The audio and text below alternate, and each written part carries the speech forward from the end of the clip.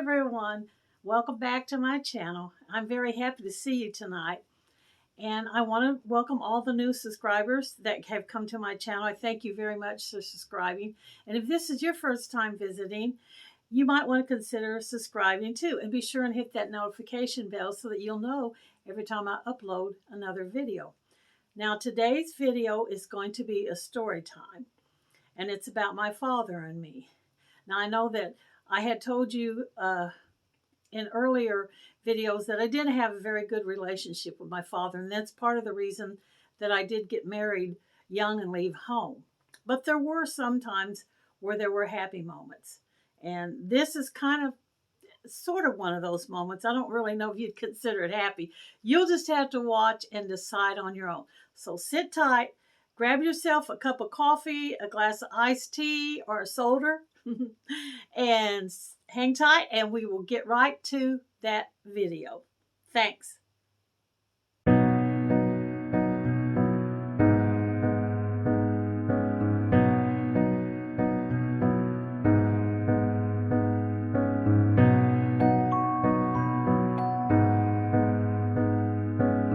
Hi, thank you for coming back to my channel.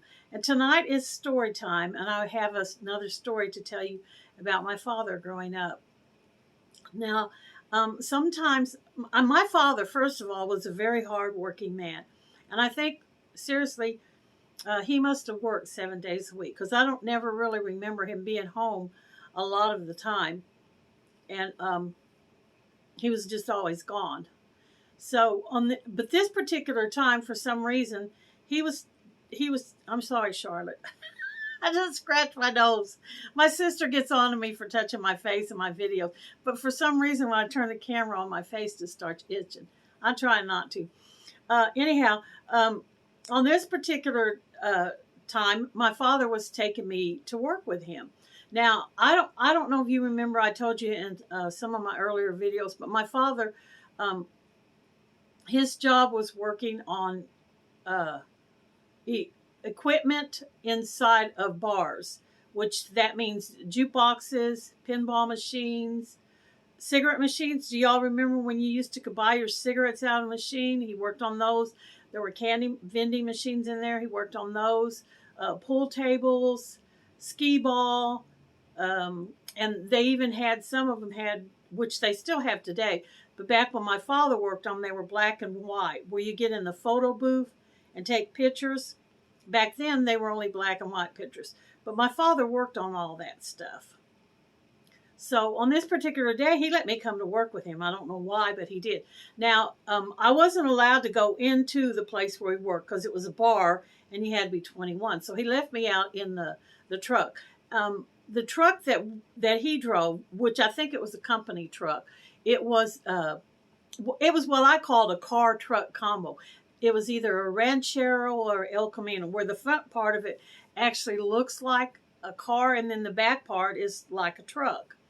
So he left me out in the car truck to wait for him while he went inside to work. Well, as soon as he went inside, I got out of the front of the car truck, which was where I was sitting, and I got in the back. I got back there where he had all his tools and stuff.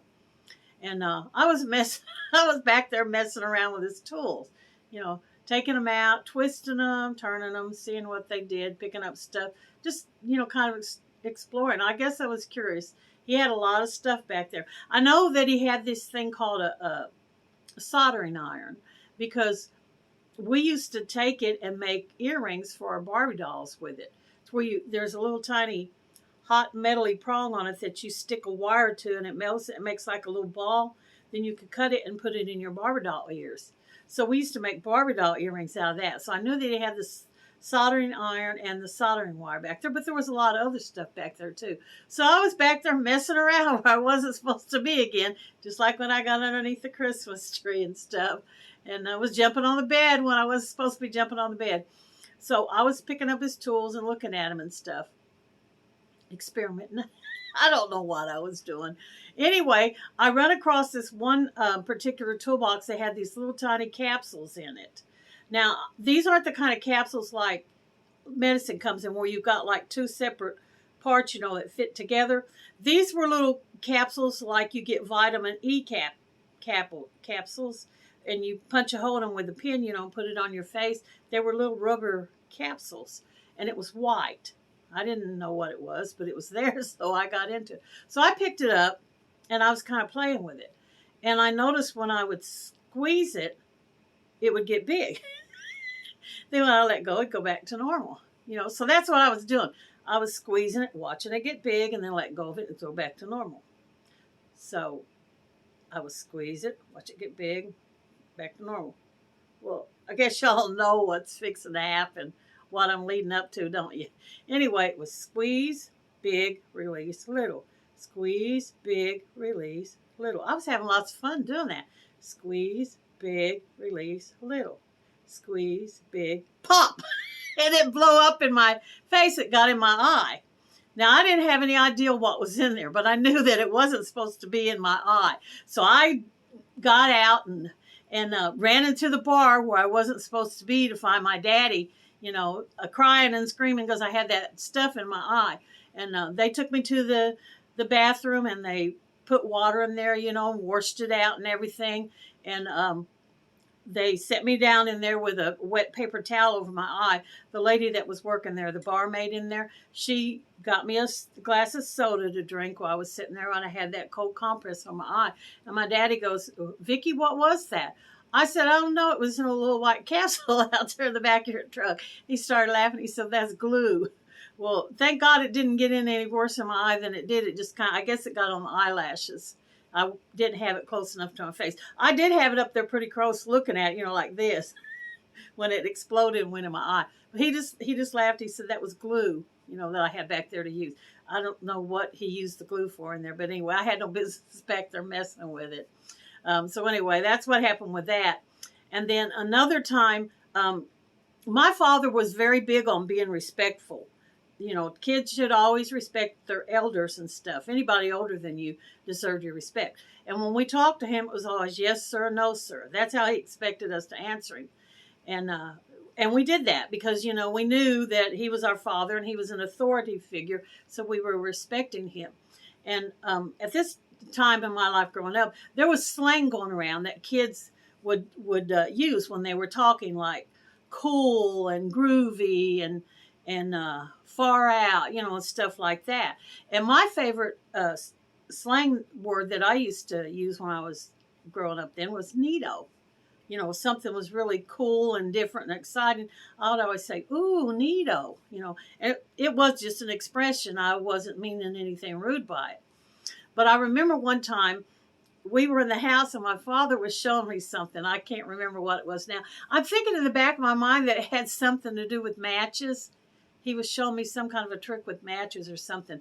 Anyway, when he did it, I thought it was pretty neat. And I said, "Ooh, neat, old man." He thought that I called him an old man. Now, that was another thing that he hated. He didn't like people to refer to their spouses as old man, old lady, and he didn't like children to refer to their parents as my old man and my old lady. And when I said neat old man, he thought that I was calling him an old man. I was saying neat old man. And he's like, "What did you say?" And I looked at him. I said, "Neato." He said, "You're not calling me an old man?" And I hadn't even thought of that until he brought it up. And I'm like, "No, I said, "No, I didn't mean that. I was just meaning that it was neat to see what you did." Woo. I bit off the big one with that. I got out of that one. But I mean, seriously, that is what I was meaning. I wasn't being disrespectful to my father. I wasn't calling him an old man. I would never have done that. Oh, my goodness. No, I never would have done that. But I didn't realize when I said neat old man that he was going to think that I was calling him an old man. Anyway, he did.